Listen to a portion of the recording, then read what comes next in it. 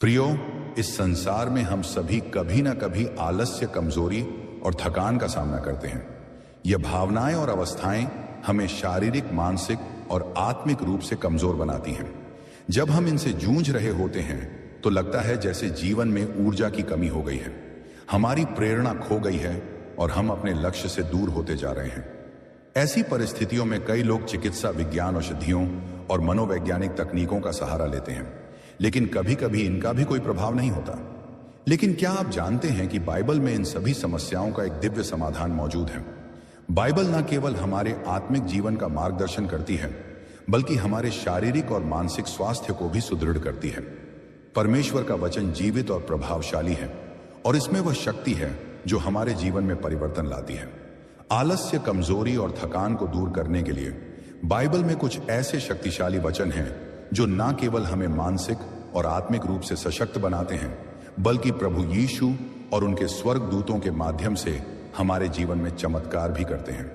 आज की इस वीडियो में हम बाइबल के 4 शक्तिशाली वचनों के बारे में आपको बताने वाले हैं, जो आलस्य, कमजोरी और थकान जैसी समस्याओं को जड़ से खत्म कर देते हैं। साथ ही हम यह भी जानेंगे कि इन वचनों को पढ़ने का सही समय क्या है और कैसे यह वचन हमें शारीरिक, मानसिक और आत्मिक रूप से मजबूत बनाते हैं। ये वचन सिर्फ पढ़ने भर के लिए नहीं है, बल्कि इन्हें गहराई से समझने और अपने जीवन में लागू करने से प्रभु यीशु और उनके स्वर्गदूत आपके जीवन में चमत्कार करते हैं।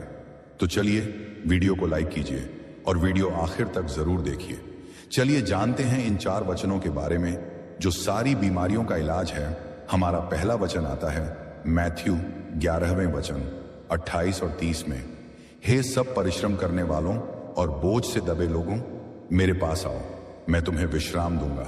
मेरा जुआ अपने ऊपर ले लो और मुझसे सीखो, क्योंकि मैं नम्र और हृदय से दीन हूं और तुम अपने मन में विश्राम पाओगे।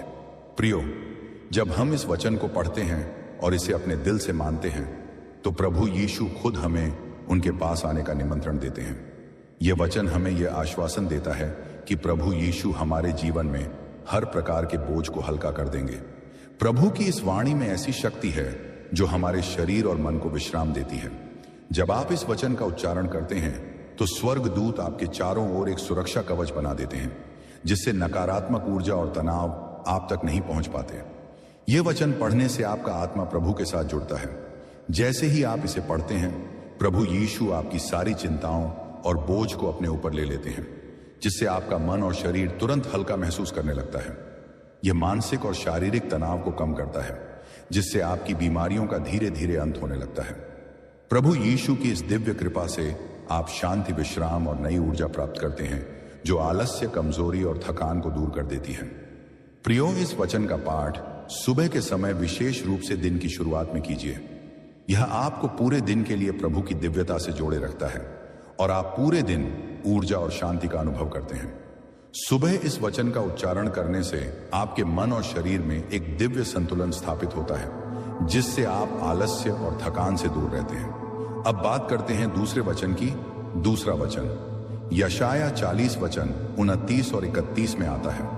वह थके हुओं को बल देता है और शक्तिहीन को सामर्थ्य प्रदान करता है। लेकिन जो यहोवा पर भरोसा करते हैं वे नया बल प्राप्त करते हैं। वे उकाब के समान पंख फैलाते हैं। वे दौड़ते हैं और थकते नहीं हैं। वे चलते हैं और हार नहीं मानते। प्रियो, यह वचन हमें यह बताता है कि प्रभु यहोवा आपकी हर कमजोरी को अपनी शक्ति से भर देते हैं। जब आप इस वचन को पढ़ते हैं तो प्रभु की दिव्य ऊर्जा आपके अंदर प्रवाहित होती है। स्वर्गदूत आपके चारों ओर एक दिव्य शक्ति का घेरा बनाते हैं और आपकी थकान को दूर कर आपको नए बल से भर देते हैं। यह वचन आपके आत्मा को पंख देता है, जिससे आप ऊंचाइयों तक उड़ सकते हैं और हर प्रकार की थकावट और कमजोरी को दूर कर सकते हैं। जब आप इस वचन का उच्चारण करते हैं तो प्रभु की शक्ति आपकी नसों में दौड़ने लगती है। यह शक्ति आपकी थकान, कमजोरी और आलस्य को जड़ से खत्म कर देती है।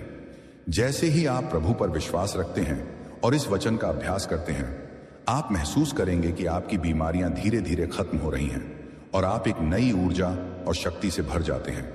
इस वचन की शक्ति आपको शारीरिक, मानसिक और आध्यात्मिक रूप से सशक्त बनाती है।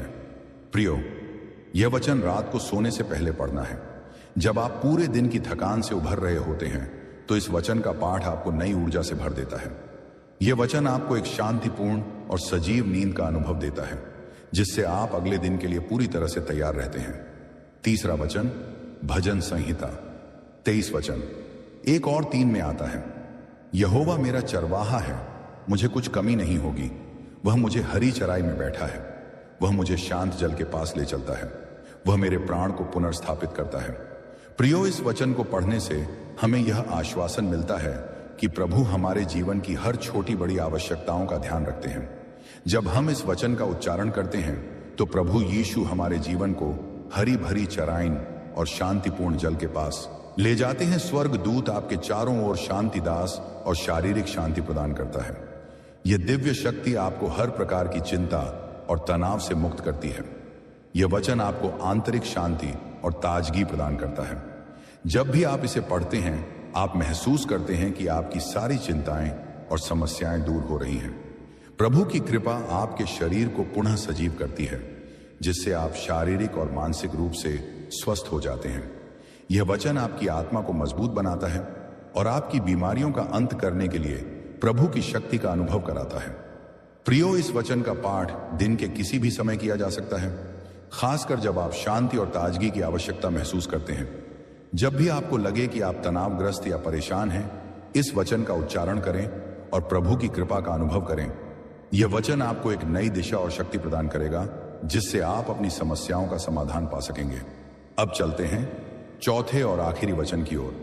चौथा वचन 2 करंथ 12 वचन 9 और 10 में आता है, और उसने मुझसे कहा, मेरा अनुग्रह तेरे लिए पर्याप्त है, क्योंकि मेरी शक्ति